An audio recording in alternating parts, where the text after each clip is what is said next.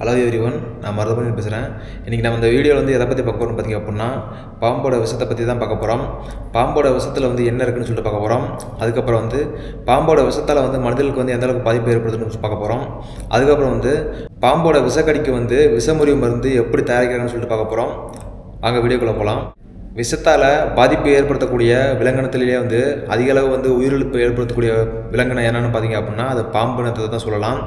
ஏன்னா பாம்போட விஷம் வந்து மனிதர்களுக்கு வந்து அந்த அளவுக்கு பாதிப்பு ஏற்படுத்துது, அதுக்கப்புறம் வந்து உயிரிழப்பையும் ஏற்படுத்துது. பாம்போட விஷத்தில் வந்து பல நூறு வகையான புரதங்களுக்குன்னு சொல்கிறாங்க.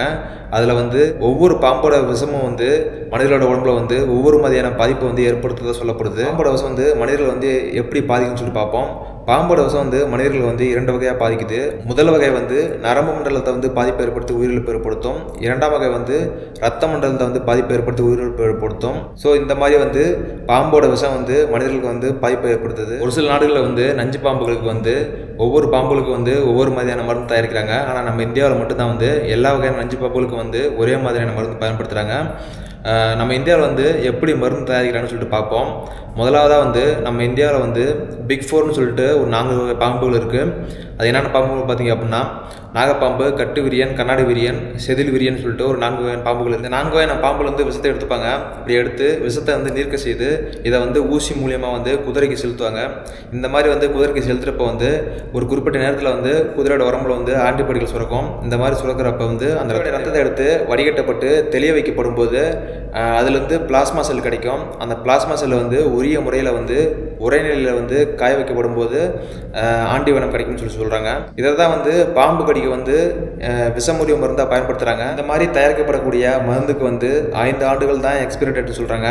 5 ஆண்டுகள் கழித்து இந்த மருந்து வந்து தன்னுடைய தன்மையை வந்து இழந்துறதா சொல்லப்படுது. குதிரையோட ரத்தத்தில் வந்து உருவாகக்கூடிய ஆன்டிபாடிகளை வந்து எடுக்கிறப்ப வந்து அதில் வந்து ஒரு சில பொருட்கள்லாம் கலந்து வரதா சொல்லப்படுது. அது என்னென்ன பொருட்கள்னு பார்த்தீங்க அப்படின்னா ஃபாரின் ஆப்ஜெக்ட் அப்படிங்கிற பொருளும் அதுக்கப்புறம் டாக்ஸிங் அப்படிங்கிற பொருளும் வந்து கலந்து வரதா சொல்லப்படுது. ஸோ இதனால் வந்து மருந்து வந்து தரமற்றதாக இருக்கிறதா சொல்லப்படுது.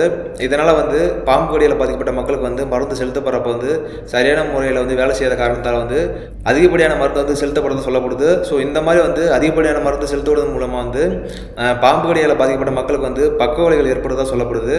ஸோ இப்படி தாங்க பாம்பு கடிக்கு வந்து விஷமுறிவு மருந்து தயாரிக்கப்படுது. இந்த வீடியோவில் வந்து பாம்போட விஷத்தை பற்றி பார்த்தோம். அதுக்கப்புறம் பாம்போட விஷத்தில் வந்து என்ன இருக்குன்னு சொல்லிட்டு பார்த்தோம். அதுக்கப்புறம் பாம்போட விஷம் வந்து மனிதர்கள் வந்து எந்த அளவுக்கு வந்து பாதிப்பு ஏற்படுத்துதுன்னு சொல்லிட்டு பார்த்தோம். அதுக்கப்புறம் வந்து பாம்பு கடிக்கு வந்து விஷமுறிவு மருந்து எப்படி தயாரிக்கிறாங்கன்னு சொல்லிட்டு பார்த்தோம். ஸோ இந்த வீடியோ உங்களுக்கு மேக்ஸிமம் பிடிச்சிருக்குன்னு நினைக்கிறேன். இந்த வீடியோ பிடிச்சிருந்தா நான் பேஜை ஃபாலோ பண்ணிங்க. அடுத்த வீடியோவில் பார்க்கலாம். நன்றி.